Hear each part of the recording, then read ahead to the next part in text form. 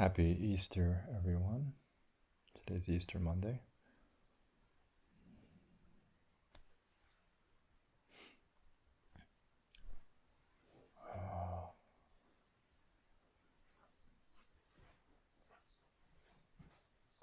I have no idea what I'm going to talk about.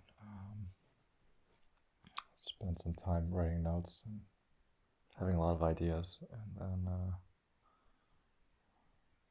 had a lovely, lively conversation with North, and jumbled up some things, and now I'm here. You can feel the part of me that wants to talk about Jesus. And so that's there.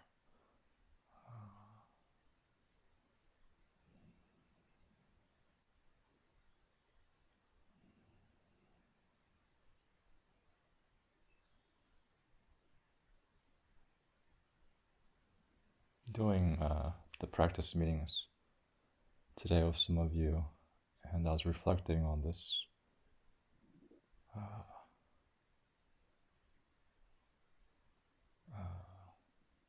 this theme of willingness. After one of my long 3-month retreats, one of the biggest things I got out of it was a better understanding of willingness. I think North has been using the word wholeheartedness. That I think is roughly the same.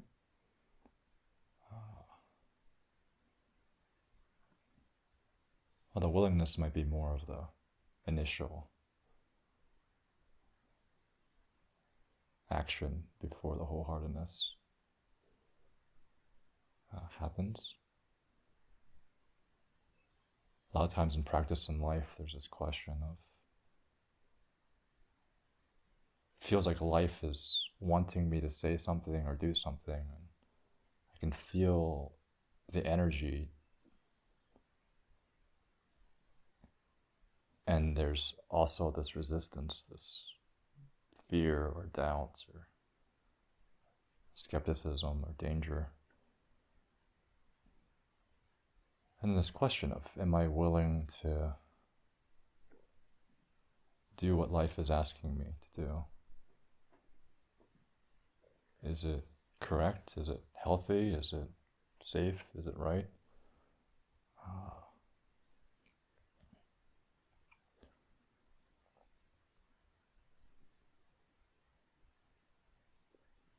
Not to say that we should always do or express or be vulnerable or something, or surrendered. It's like an immature version of surrender and vulnerability, where it's like I should say the true thing to everyone all the time. That's not, it has benefits and it has a lot of cons. But when life is genuinely asking me to throw myself in or express a hard truth or share a vulnerable part of myself, it can feel like I'm jumping out of an airplane and I don't know if there's a parachute. I can see there's a cord on my shoulder. Someone told me that there's a parachute on my back. But a lot of times, at least the first time, it can feel like I don't actually know if this is a parachute or not. And there's this question of, am I willing to jump out of this plane? And maybe as a kid, I jumped out of this plane and actually it was really bad. I got really hurt. And I learned anytime I'm near an airplane door, do not jump out of that plane. Immediately find a way to get to the ground.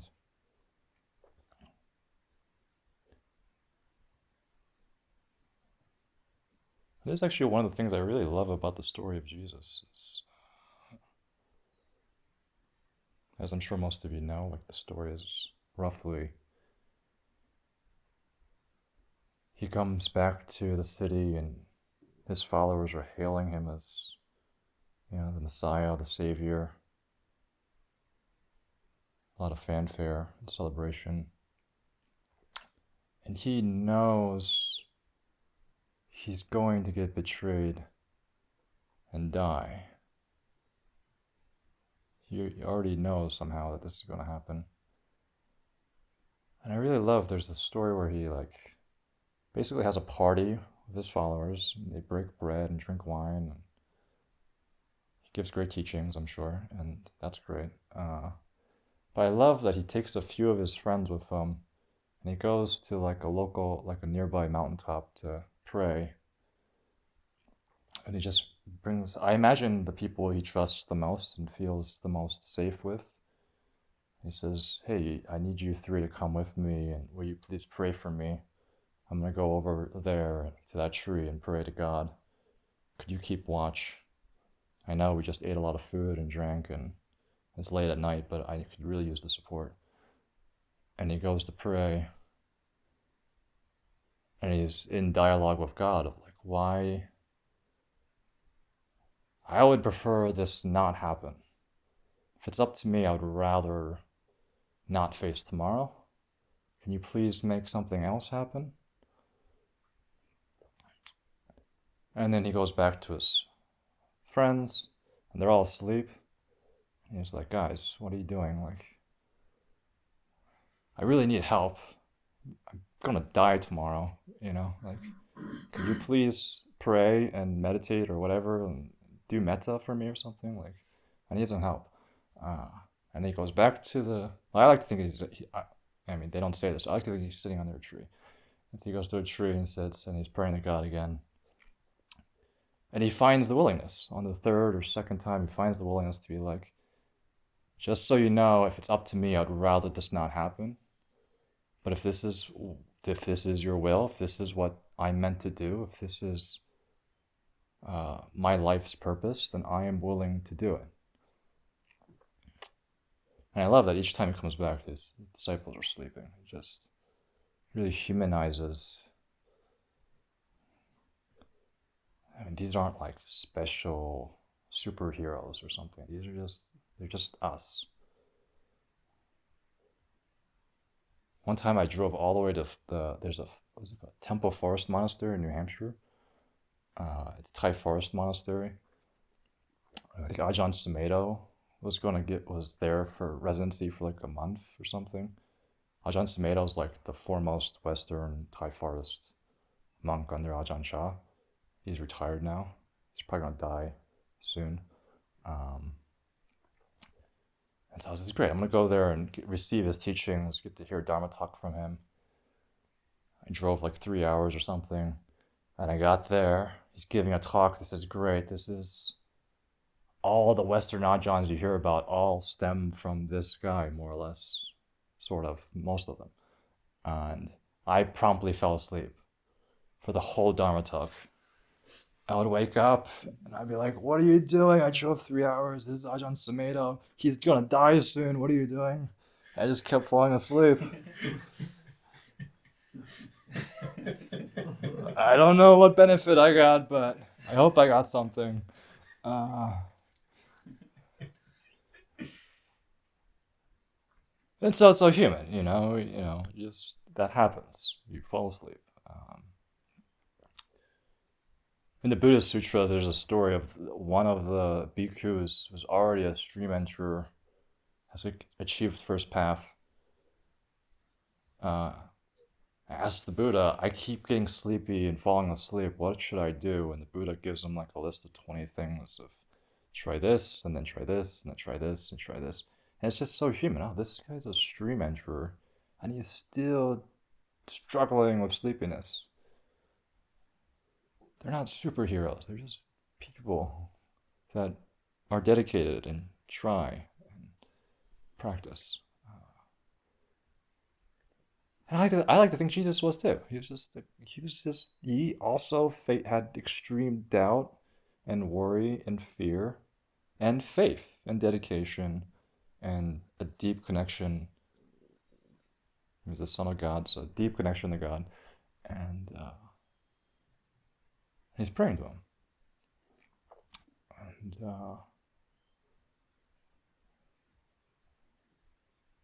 that willingness. I know for me, a lot of times when I'm in the practice or in my life, and it feels like life is asking me to do something, and if I do it, I will lose something that I cherish dearly. I'm risking my friendship. I'm risking this relationship. I'm risking my career. I'm risking something really important. I'm risking my life.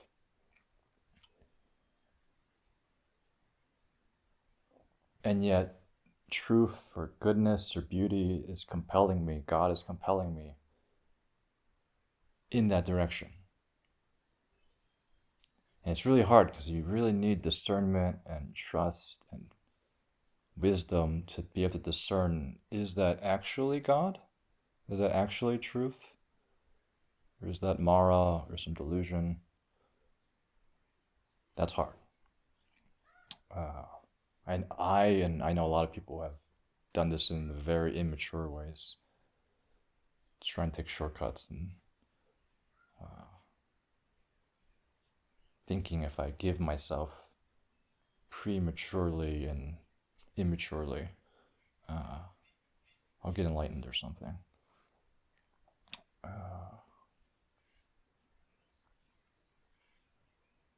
But this really is, you could say, wholehearted or willingness. Am I willing to risk what I'm scared of losing for the sake of truth, or for the sake of love, or for the sake of compassion? A lot of times sitting and there's a tension or pain or something I don't want to look at. One translation I think of ignorance is unseeing, not seeing. Something I don't want to see or feel or be with. And somehow it weirdly feels like if I actually turn towards it, I might lose everything. There's something in my belly. I don't want to feel it. It's tense. I want to believe it's just indigestion or all the beans I'm eating or something.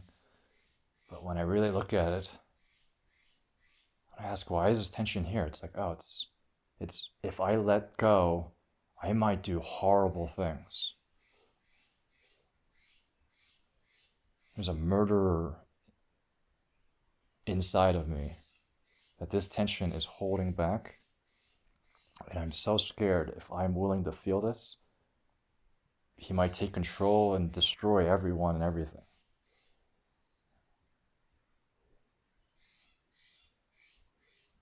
I have decades of parents and society teaching me, do this and do not do this. This is completely evil and you should never ever acknowledge that's even inside you. Lock that away and don't tell anyone that's there.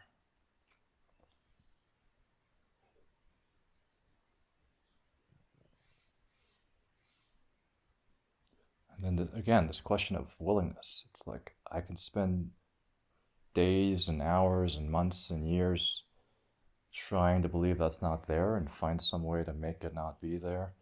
But life keeps pushing me in that direction, saying, there's something there. Are you willing to go look at it?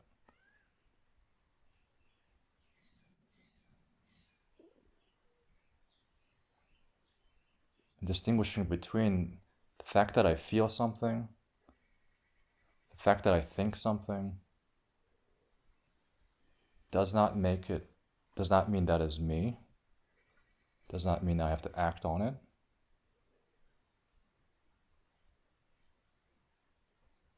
Everything I see and hear and touch is not me. It's not myself. And so the fact that I'm resisting it so strongly actually means a part of me is worried that this is who I am. I am that thing. That's why I'm resisting it so much.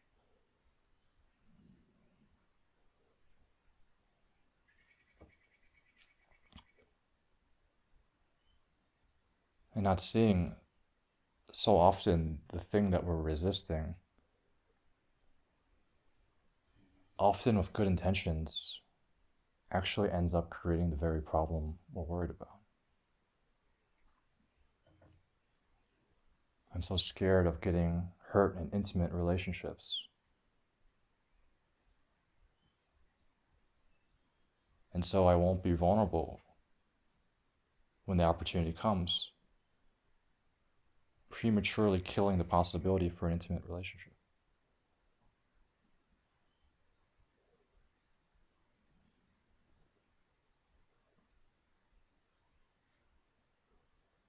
I'm so scared of my anger, I lock it down. But everyone can tell that I'm upset. And they feel even more scared that they know that I don't know how to deal with my anger. And so they're even more scared that we have to manage you. We can't trust that you can hold your anger.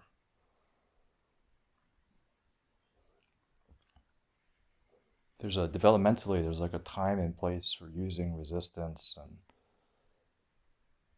doing these things, but at a certain point, as we practice more and more and more, we have to face all the things that we haven't integrated, that we don't know how to be with skillfully without identifying with.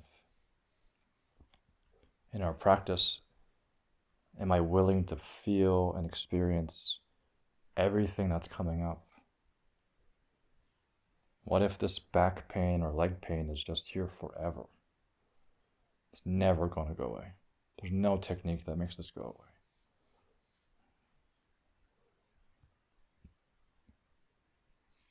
Or like Jesus on the cross, arguably one of the worst deaths you could possibly have, nailed to a cross, pleading out to God, "Why have you forsaken me?" Are you really willing to face whatever your version of that is? For some of us, that might actually be extreme love and pleasure and sense of belonging. Am I willing to feel the complete ground of peace and acceptance and not have to hold myself subtly defending against reality all the time, but willing to risk this artificial sense of safety to actually have contact with the deep ground of safety that's always there? That's not something I make up. It doesn't require me to perform or be a good person.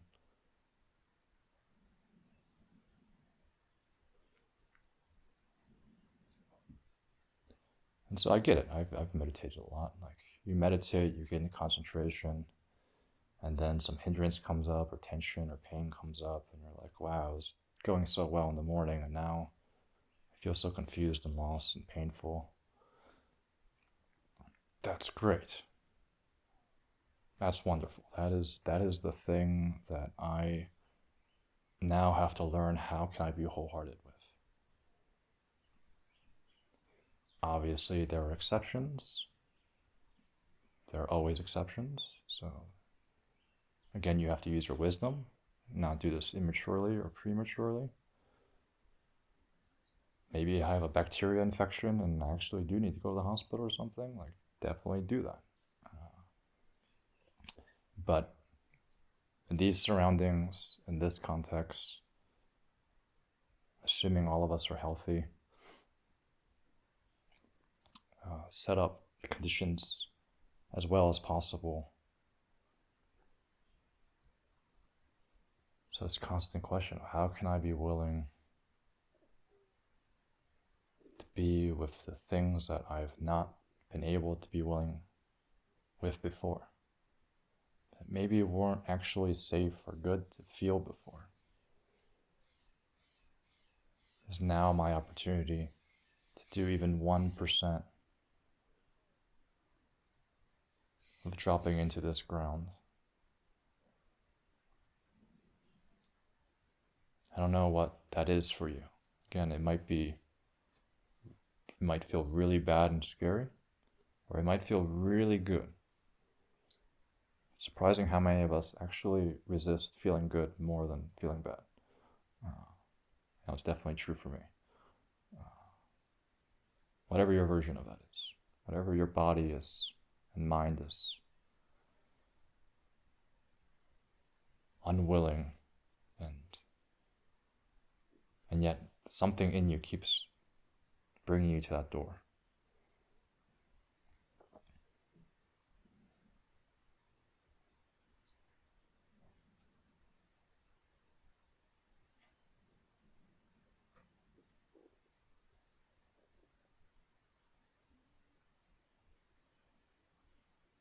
I was like raised Roman Catholic as a kid, and I really loved church as like a really small kid, like 5 to 8 or something. And then I really didn't like church for a long time.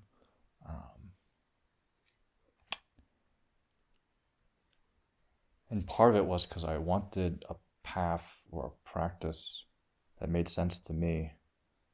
How do I actually do this? How do I actually live this?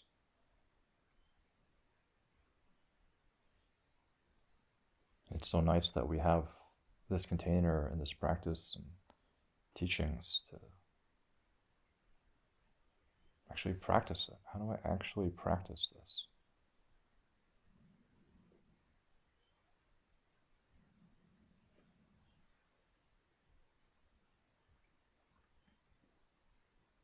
I love Jesus as an archetype. We were just kind of talking about this. I love Jesus as an archetype because, at least in Catholicism, it's understood he was fully God and fully human.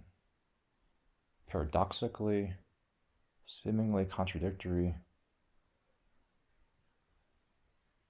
I'm sorry I'm using logic right now, but fully human and fully God. It's like, you don't get enlightened and lose your humanity. Desires are still there. Annoyances are still there. Fear still comes up. Fully human.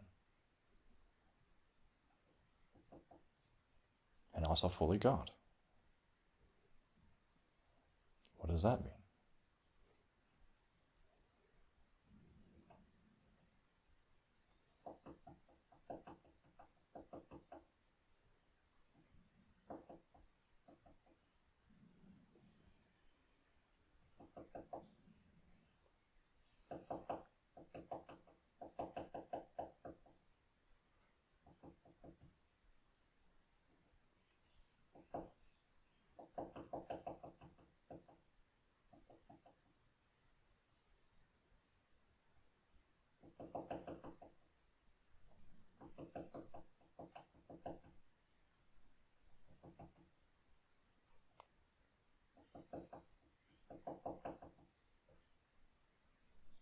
It sounds so much different than what it usually sounds like.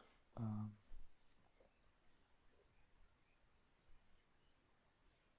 That mouse is knocking on the door. Are you okay with me? Are you willing to experience this? Is this okay? Or I shouldn't be in this building. We should never have to deal with this. This is ruining my samadhi.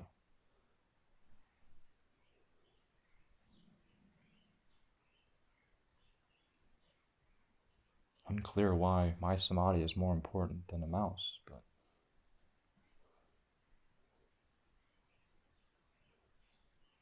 myself tends to value itself really highly.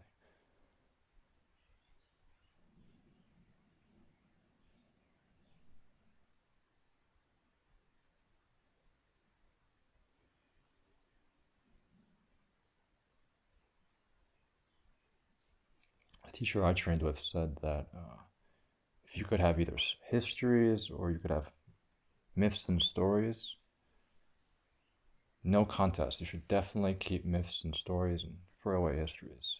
If you had to pick one, definitely get much more value out of myths and stories.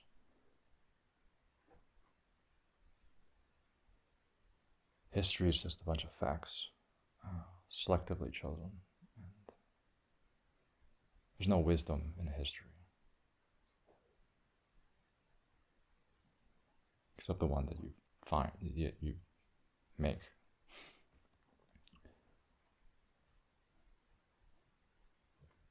And I'm saying this because I love the story of Jesus, because he died and then he was resurrected.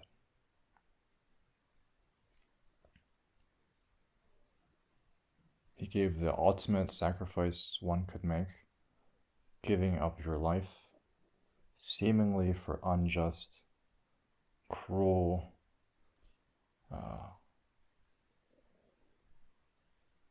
unfair, incorrect, inaccurate claims against him, out of compassion for everyone. He was willing to make that wholehearted, full meeting of what life was calling to him, what God was calling him to do.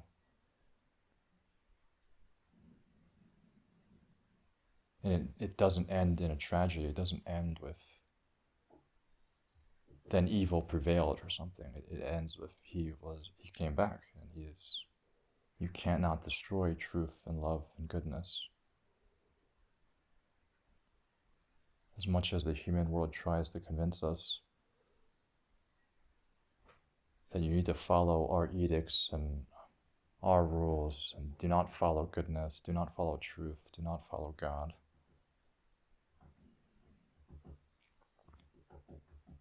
We have this example, this teaching that's lasted for thousands of years.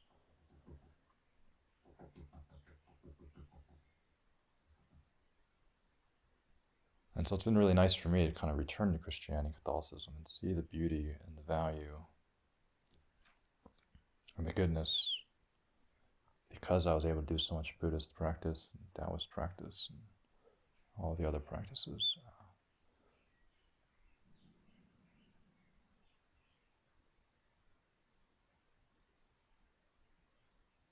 And such a simple story that all of us have been told, whether, even if we're not religious, it's just in our Western culture. And it holds all the richness and all the teaching we need.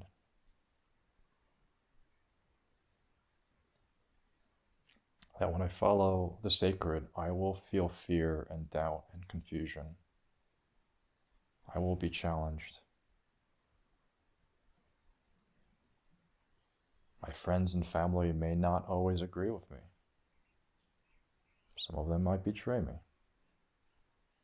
Some of them I might lose. That's very real.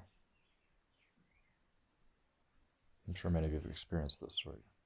You start doing development work and spirituality, and not everyone's understanding or wants to join the ride.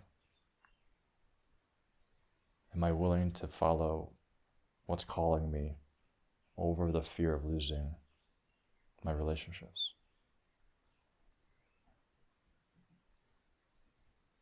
Obviously hoping that most or all of them will follow and I won't actually lose any of them.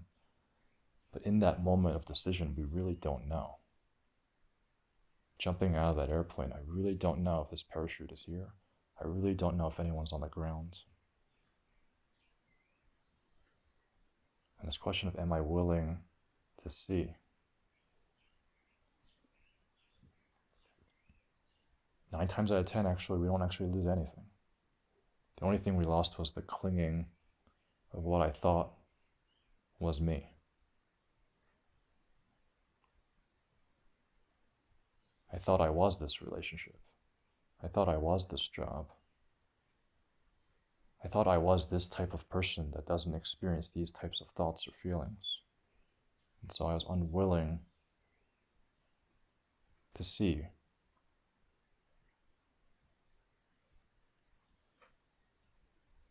And now we have this great practice to actually gradually, wisely, appropriately, skillfully experiment with the willingness to see, to feel, to experience this deeper ground, this sacredness, this truth. not needing to always protect myself and try to control everything.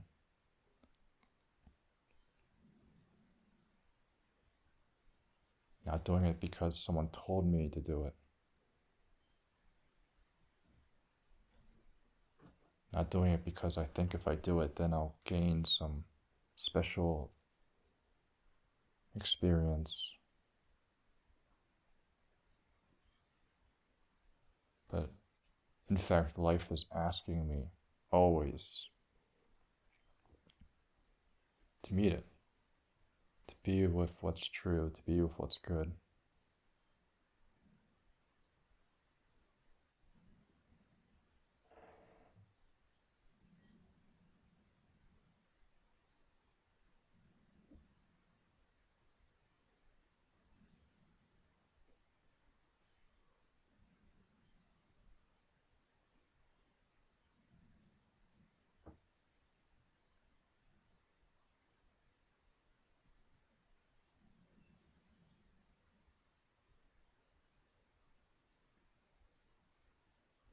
It turns out when we're wholehearted and we're really willing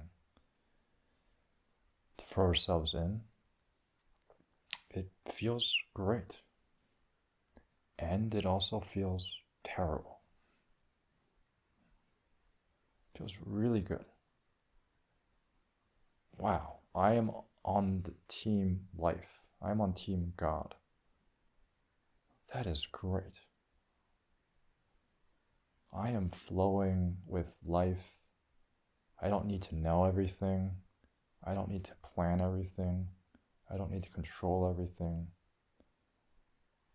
There's this great current that's carrying me, infusing me with energy and clarity and wisdom, and connections and relationships are just happening. It's so good. I thought I had to control and know and make a bunch of money and get a lot of good grades and do all these things. And wow, I had it backwards. And honestly, it's also very heartbreaking. The buffer, the protection, the Teflon non-stick layer we put over our hearts and beings so that nothing can impact us, so that we can break out of intimacy with all things. And now we're intimate with everything.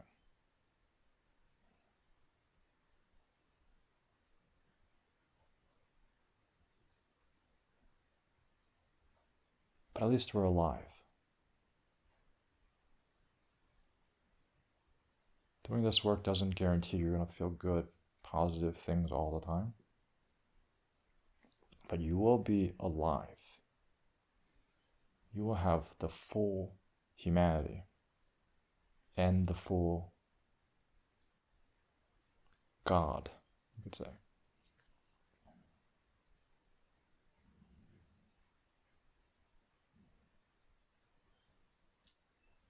And so life keeps knocking at our door, just asking, please, we love you, we care about you, we need you.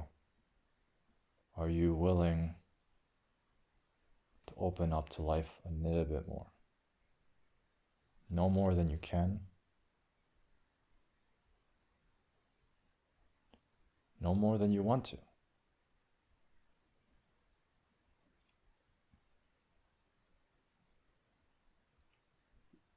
Feels like you're going to lose everything you've built up. But I promise you, none of that was secure in the first place.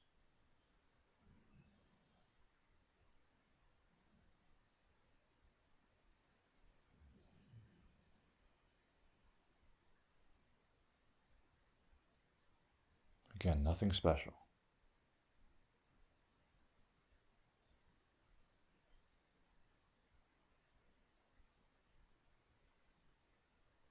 You might have the Buddha, literally the Buddha, give you instruction, or Jesus being your friend, and you might still fall asleep all the time. That's not a problem.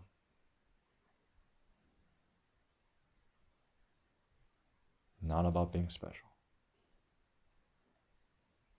But cultivating and practicing this discernment of,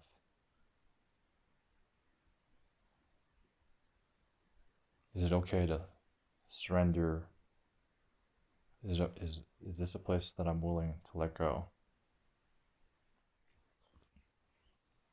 To stop clinging to this thing that I thought was mine that I needed?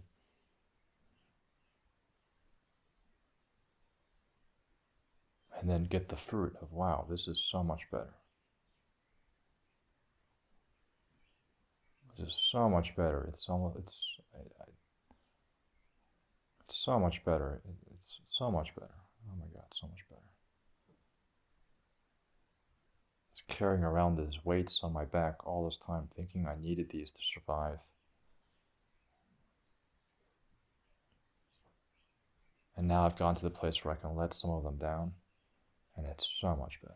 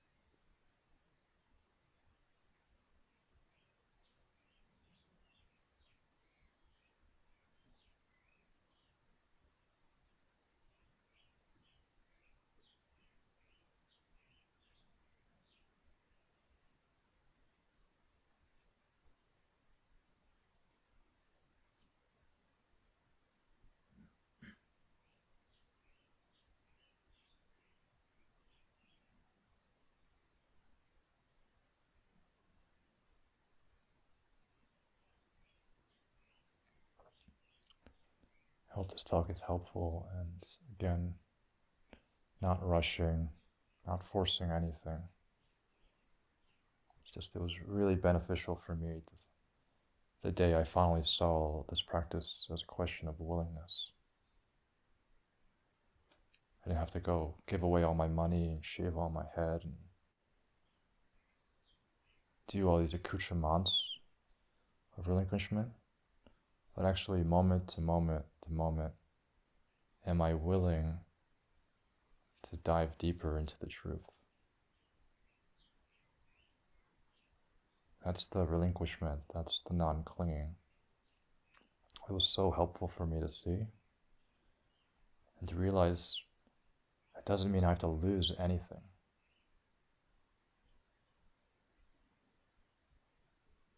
Giving away all my money with the expectation that that means now I'm holy or advanced, that is still clinging. But the willingness to feel and see and experience this moment fully, it is such a gift.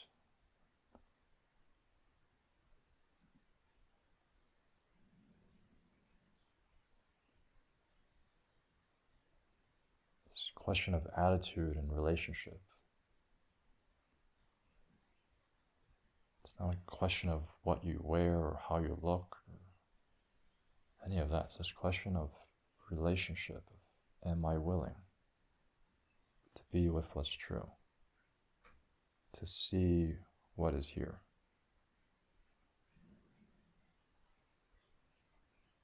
Knowing sometimes that might be great bliss and peace. I hope you all experience that great energy and, wow, God really loves me. Amazing. Existence really loves me. That's great. And sometimes it might be a lot of terror, confusion. Am I willing to be confused?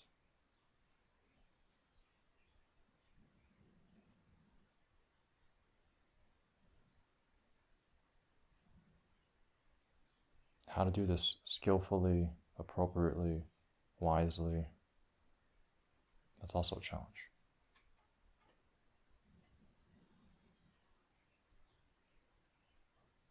I hope everyone feels, I don't know, proud, happy, content. Like I gave myself the gift of these 3 months or however long that you're here to get to learn how can I be willing to follow the truth? How can I learn to be more willing to follow what's good? Not trying to gain anything or lose anything, except allowing truth and love and goodness to lead my life.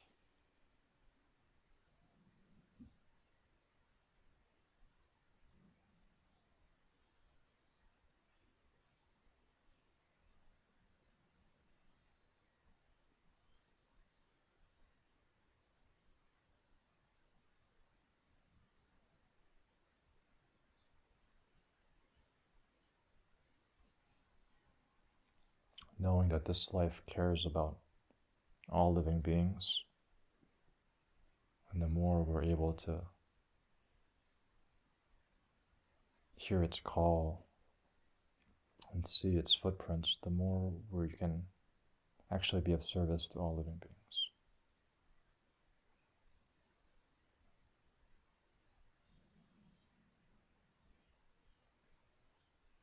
Thank you for your good practice, and please keep going.